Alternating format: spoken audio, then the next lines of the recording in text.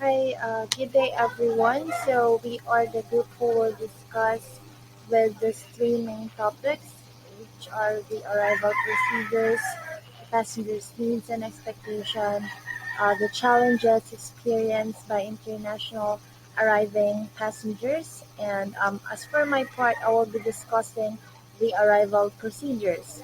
But before that, let me tell you that arrival procedures has two arrivals, and these are the domestic and the international. So I will be discussing the domestic the domestic arrival and the international arrival as well. That will be discussed by Marge. And aside from that, there are subtopics for domestic and international arrivals, which we will be focusing on. These are the arrival, the quarantine, the passport control, the baggage claim, the plant and animal quarantine, the customs inspection, and the arrival lobby. So the first of the fifth subtopics, I will be the one who discuss it under domestic arrival. And as for the counterpart of it, Marge will be discussing uh, the international arrival, and the last two subtopics will be discussed by Zarina for both international and domestic. So let's start. Okay, so we have arrival. So domestic arrival, it is the terminal where passengers traveling within the country arrive at the airport. And basically, when we say domestic, it is when a traveler travels a point within the country and arrives at some point just within the country as well. Since it is domestic, it has nothing to do with going beyond outside of the country.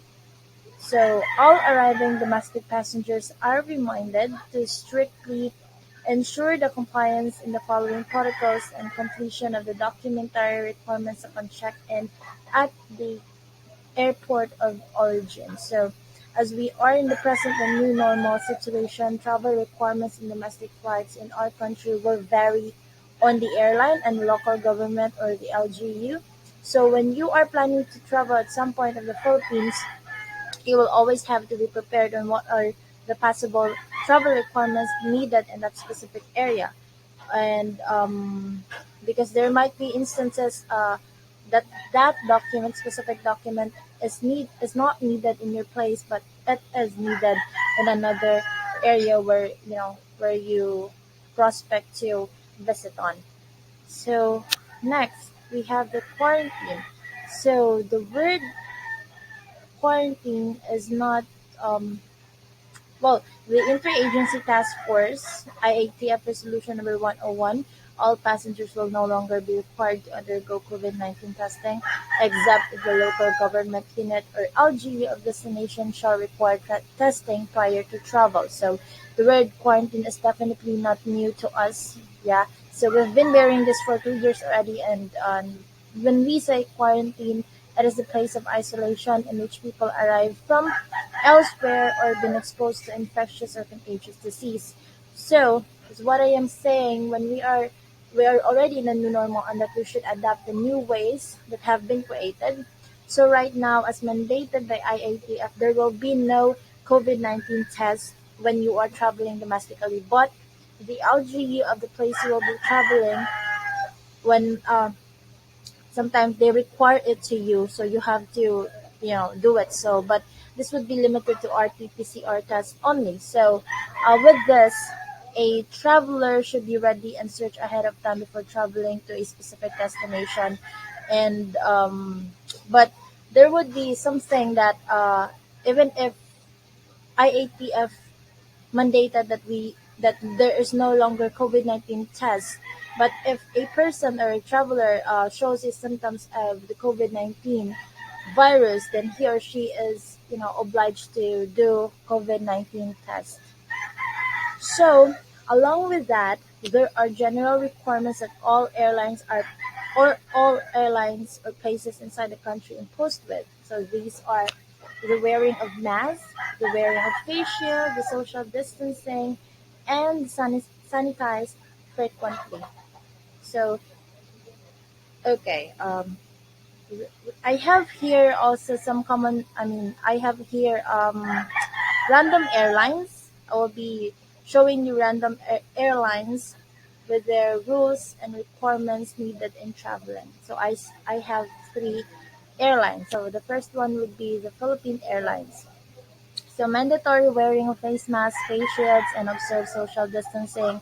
Mandatory use of the Trace mobile application to generate and scan their QR code when entering in, boarding from, and upon arriving in all Philippine airports. And there may be multiple travel requirements for each destination on national and provincial levels. And for the Air Asia, guests in the Philippines who will be flying domestically, please be advised of the government required travel documents depending on the destination. So these documents may be presented prior to the boarding and or upon arrival. So local governments may also have additional requirements. And lastly, the Cebu Pacific. So submit contact information and destination address, and these details must be submitted within a set of deadline and refer to the pre-flight reminders sent to you via email for further details. And depending on the LGU requirement, failure to submit may result to denied boarding. So as you notice, all of the three airlines that I've mentioned, they would always says refer to the LGU on that specific destination you plan to go, so that you must, gather further travel requirements that you must have before going to that place.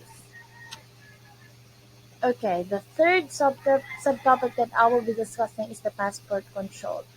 So passport control in domestic arrival talks about airlines have no internal checks of passport, but they require one valid form of identification or the ID. So, um, what is first? What is an ID? So that is uh, a proof on who you said who you really are. I mean, who you said who you are. I mean, on who you said you really are. Yeah. So that is an ID. It is a proof. So how do we say if it is valid? So one can be considered valid if it is not expired. So if you use your ID that is already expired last 2 months, I mean 2 months ago, then you cannot use it as a valid ID. But if you renew that, then you can use it again. Okay. So, but there are also IDs that cannot be acceptable to other airlines, but is acceptable to another. Just like, I mean, yeah, just like the barangay certification that is acceptable to Air Asia, but not in Philippine Airlines. So I have here list of random valid IDs that you can present when you will be traveling or they call this riding an airplane. So we have here the passport, driver's license, voter's ID, postal ID, senior citizen card, the SSS card, the GSISE card, the TIN, the NBI clearance, and the PRC ID. Okay. So the fourth topic would be the baggage claim.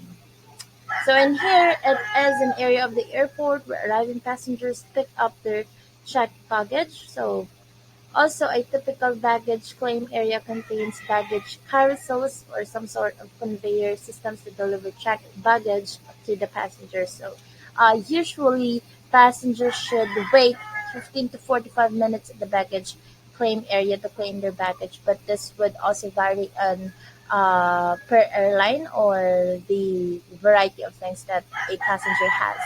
So, another is baggage claim area generally contains the airline's customer service counter for claiming left behind baggage or to report missing and damaged baggage. So all of those three that I've mentioned is known to be the baggage tracing. So if you encounter missing baggage, damaged baggage, left behind baggage, you should directly go to the baggage assistance counter and file a report of it so they would cater your concern with regards to your baggage matter. And for the damaged baggage as well, airline will be liable for the damage, but that would be based on their general conditions of carriage. So they would not directly charge to them, but will undergo sorts of report. So they will not also be liable for damaged baggage due to normal wear and tear. That is wear and tear. That is just like scratch, cuts, marks, and some loss of protruding parts, such as detachable zippers, wheels, straps, hooks, name tags, and belts. Okay, the last topic, the last subtopic that I will be discussing is the plant and animal quarantine. So one question that mostly asked when someone is traveling domestically, especially to those people who are plant and animal lover, is that if it is fine to travel having those plant and animals with them. So airlines permitted to have plants aboard planes as long as they are bought by TSA or the Transport Security Administration. And basically, cargo containers for planes can be packed inside checked luggage, or hand luggage safely, provided they're within the airline's requirements containing no liquid and or reasonably large. So after travelers arrive at a port of entry, they will need to declare plant products, and planted materials to the custom officer and plant quarantine officer for entry, for clearance, and for somehow inspection. And we also have the animal side. So um, we have this revised quarantine regulations for the local and transport of dogs and cats, specifically in local travel within the country. So first, only animals aged 3.5 months above shall be allowed for shipment. Second, a valid rabies vaccination certificate must be presented upon application for a shipping permit.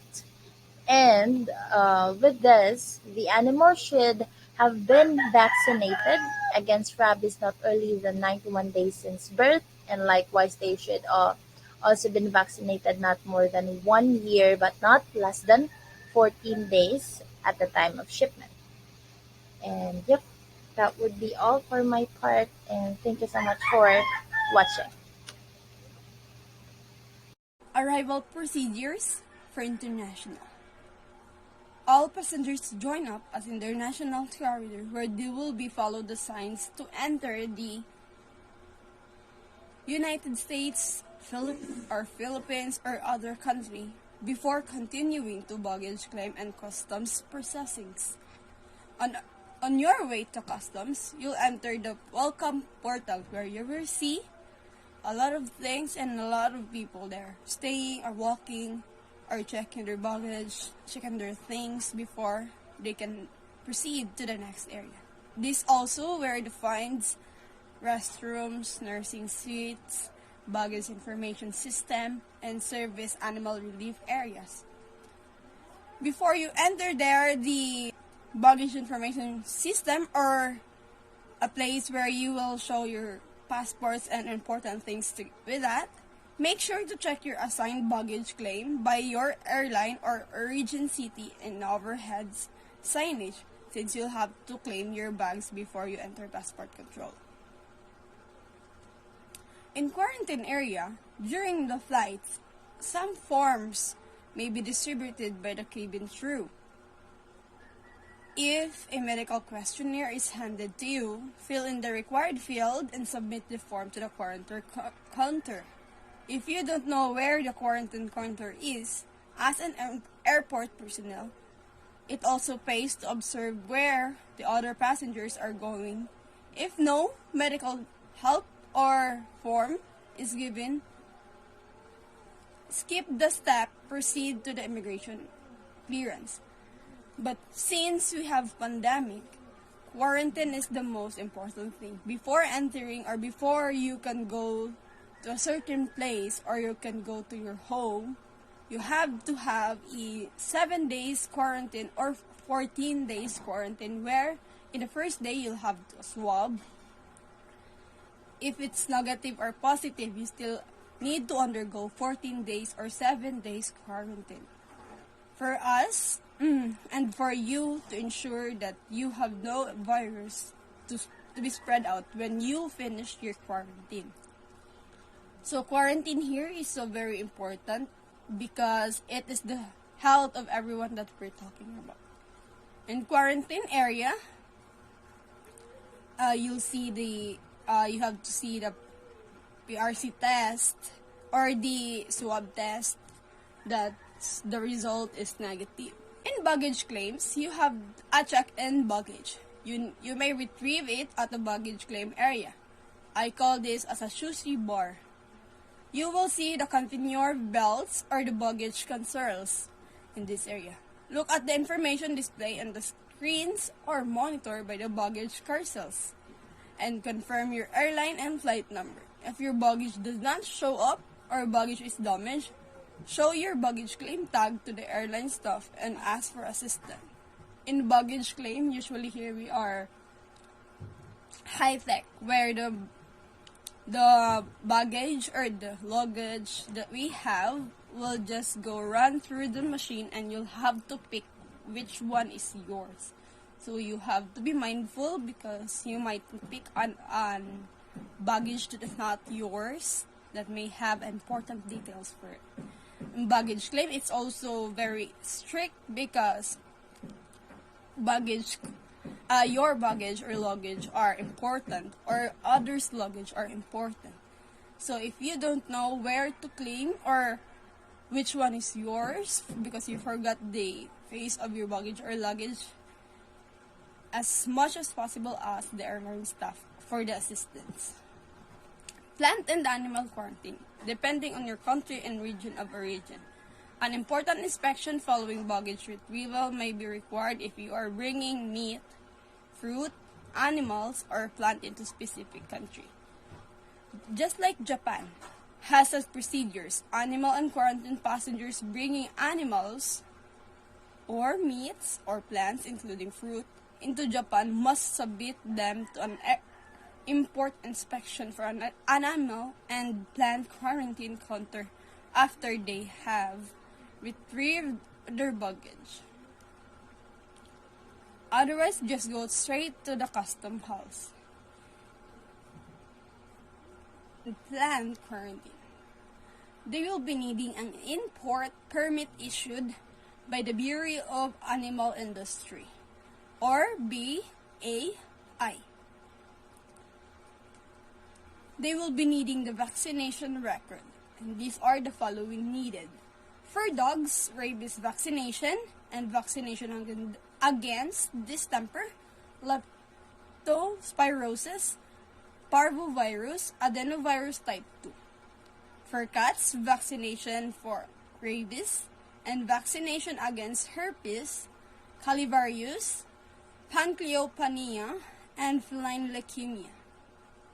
It's also have the mandatory identification for the pet dog or cat with ISO complaint microchip or RIFD, radio frequency identification.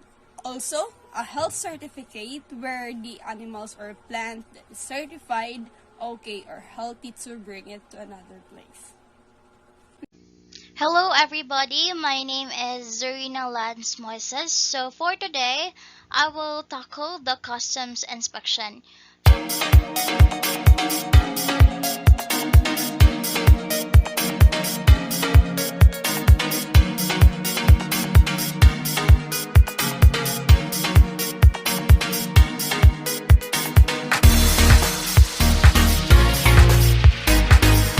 So when you say custom inspection, it is a cargo inspection carried by customs officers.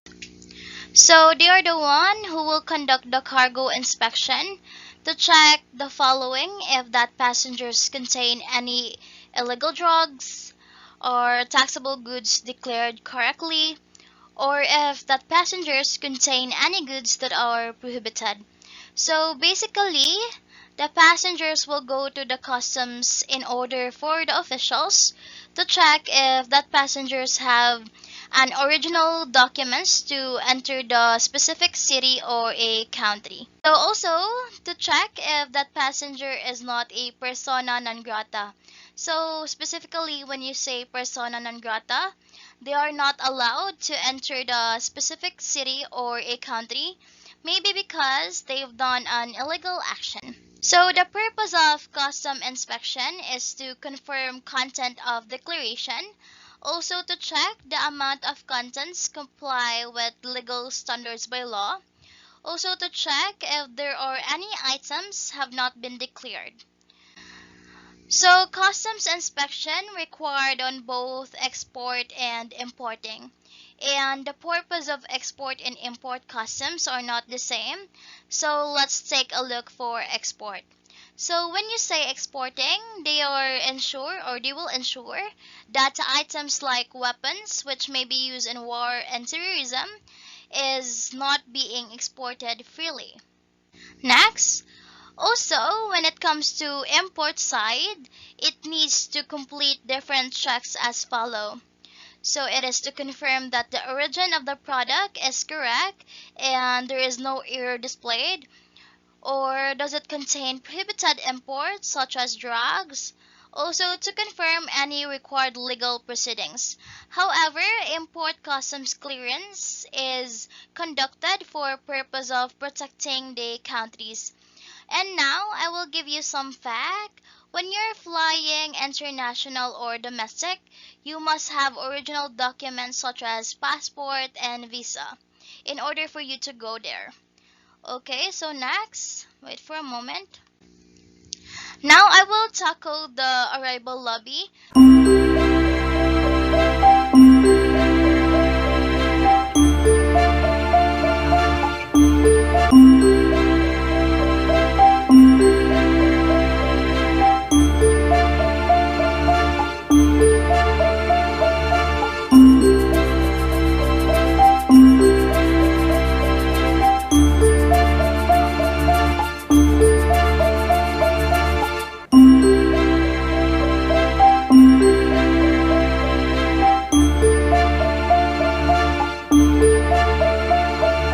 So, arrival lobby, after exiting the baggage claim area, you will enter the airport arrival lobby, which you will find the information desk, which operated 24/7.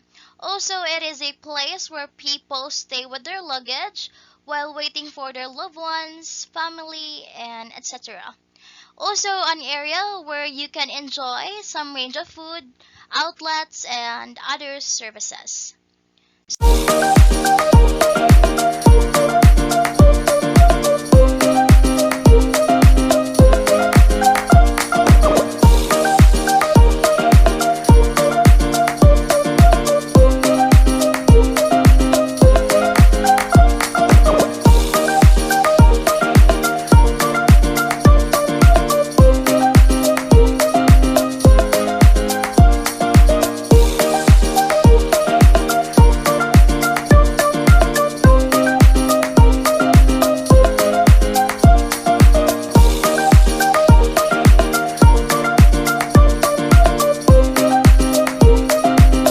Next, I will tackle the passenger's needs and expectation. Needs of a passenger. So the first one is security because it keeps everyone safe from threats of violence. Also includes protection of the person and security of personal belongings. Also a place to set your things and not to have worry about other people. Next is convenience. It is convenient check-ins, departures, and arrival times, tickets reservation. Next is meals, of course. It is one of the important factor that passengers needs to reduce hunger. Also the comfort room. It provides the passengers good place to decompress. Next, wait for a moment. So the expectation of a passenger, of course, a safe flight, comfortable seats, comfortable comfort room, also a approachable flight attendants. So that's all for my topic. Thank you so much. Have a great day. Goodbye. Hi, I'm Jubilin Patanog and I'm going to report today the challenges experienced by international arriving passengers, which is the travel anxiety, the jet lag, culture shock, and the language barrier. Vacationing a foreign country, discovering its culture, and meeting different people seems thrilling and fun. Finally, you'll be able to see those picturesque landmarks in person and not just on your newsfeed. However, traveling is not just about the glitz and the glamour. There are things that can make your first trip turn into a disaster. Come and join me unlocking what is the travel anxiety and jet lag. First is the travel anxiety. The worry of traveling to a foreign location is known as travel anxiety. It may also involve the anxiety that comes with travel preparation.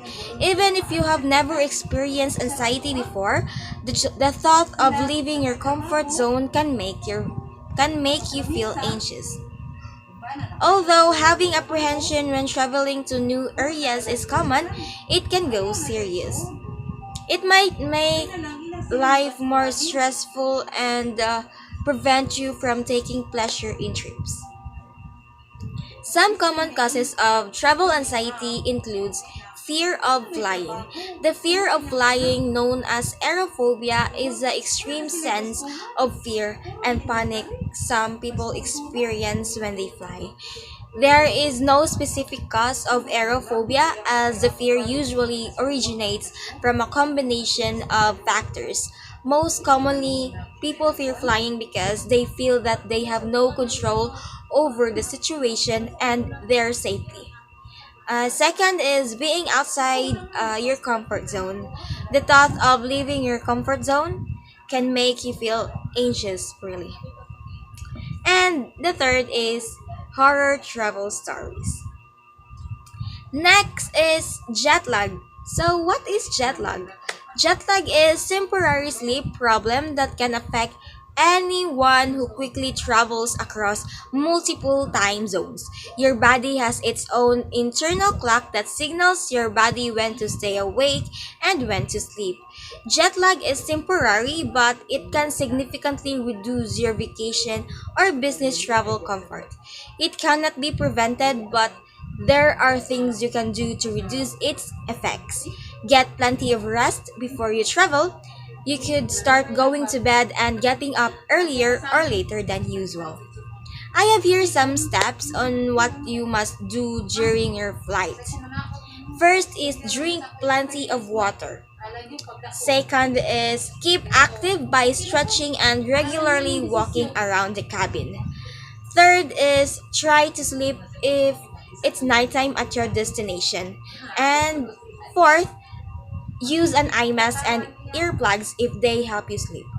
And do not drink too much caffeine or alcohol. They can make jet lag worse.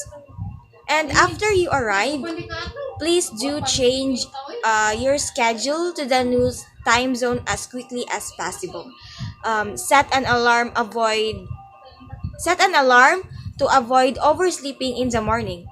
Go outside during the day because natural light will help your body clock adjust. And do not sleep during the day. Only sleep at nighttime. Jet lag symptoms may include disturbed sleep, difficulty concentrating at your usual level, stomach problems, constipation or diarrhea, and mood changes. Jet lag is temporary, but if you are a frequent traveler and continually struggle with jet lag, you may benefit from seeing a sleep specialist. And that's it for me. The culture shock and the language barrier will be discussed by Miss Angel Montalo. I am Angel B. Montolo and I will be discussing the two remaining topics, which is culture shock and then the other one is the language barrier. So first, let me share what culture shock is.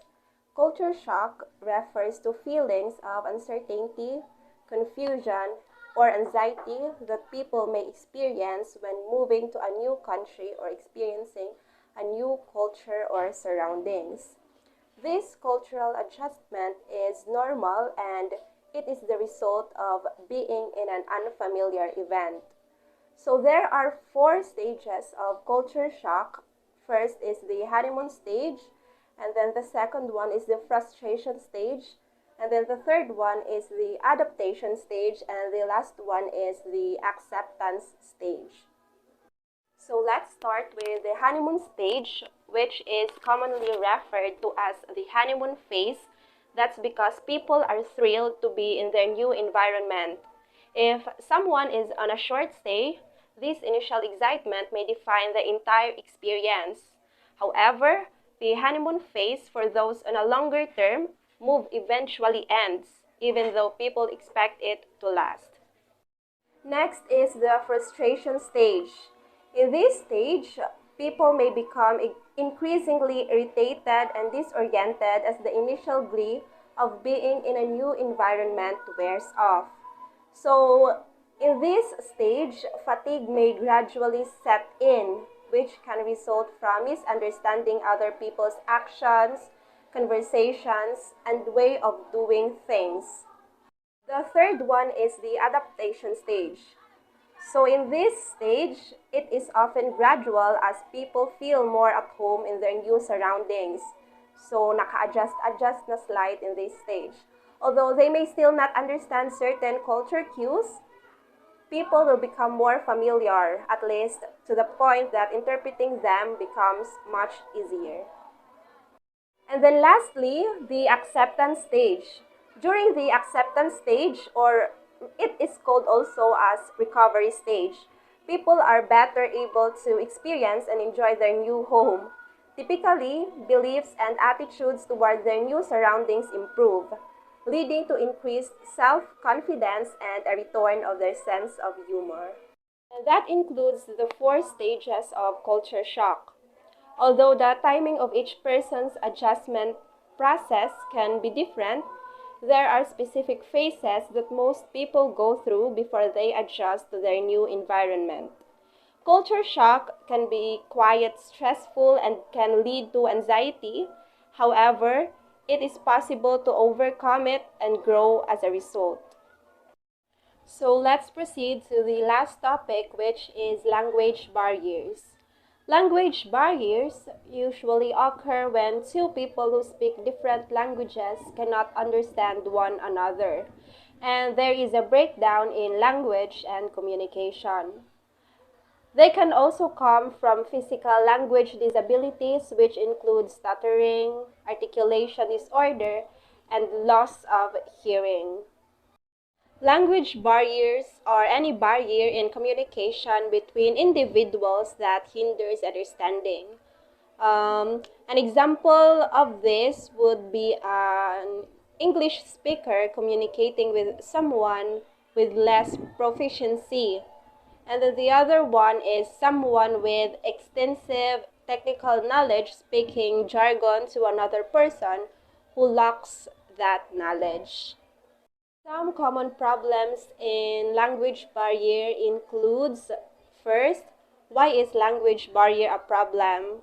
I think barriers in communication keep people from being able to understand each other clearly, and this can be a major problem when it comes to work or even travel due to the potential of misunderstanding. Next is, how can we break down language barriers? I think the best ways to overcome language barriers are to increase our proficiency with a language, introduce cultural context to our learning, find other ways to communicate with our thoughts, use simple words, and not being afraid to make mistakes.